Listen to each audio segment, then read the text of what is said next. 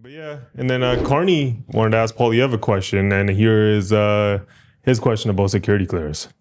Since you've had the opportunity to get your top secret security clearance and you've refused, why? Well, first of all, I have got my security clearance when I was a minister. I got top secret clearance at the time, so there's no problem getting that. But when the government made this recent offer, they said that if I got the secret security clearance briefings, that I would be gagged under the security law, and I could be prosecuted if I spoke freely about matters of foreign interference. Now, given that Canada has experienced Chinese interference by Beijing, the government of China, in 2 consecutive elections, I needed to do my job to speak freely without fear of prosecution.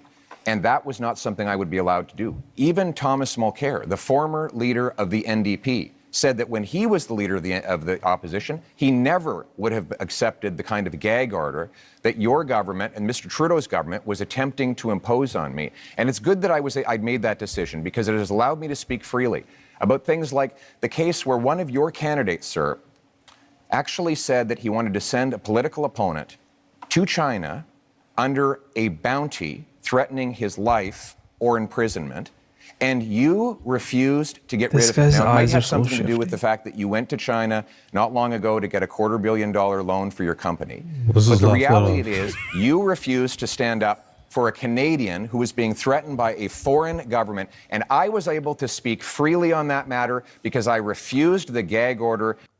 See, that's how you answer a question, right? He answered the question right away. Yeah. And it makes sense. They were trying to limit his freedom of speech, right? Yeah, so they made a massive deal about the security clearance, right? Yeah. Mainly because of the stuff that was going on with India and Canada, Yeah, right? yeah. And I feel like it's also done tactically to flip the immigrant vote, right? For sure, Because they know there's a little bit of sensitivity and an issue there, right? And where do they need votes? The GTA, a lot of immigrants. Yeah. And BC, right? And there's a lot of immigrants who feel that. So they're trying to flip that. And he continues, when he responds, he goes, for 3 seconds, he goes, China's not the only one, right? So he's referring to India, right? It's not just India and China, it's also Russia. Yeah. Right? There's political interference. It's not synonymous to Canada. It happens in the States. Everywhere. It happens everywhere, all the time, right? So you can't just look at that. And then, like, if you're going to tell this guy that you get to, here's some security clearance, again, it's framed in this weird, disgusting way, right? Here's security clearance. He's not accepting it because he's an evil, mean person. Yeah. Right. If he accepts it, he couldn't say this Chinese thing that he just said. Yeah. He wouldn't be able to say that. Yeah. Something like that would happen. He'd have to stay quiet. Yeah. Right. So that makes perfect sense why he didn't. He gave a straight up answer right away.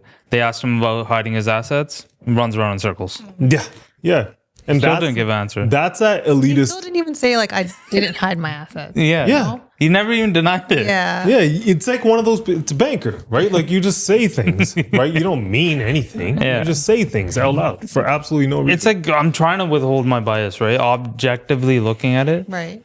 He didn't answer the question. The other guy did. That's what I saw. Yeah. I don't know. I don't know if I'm being biased. That's what I saw.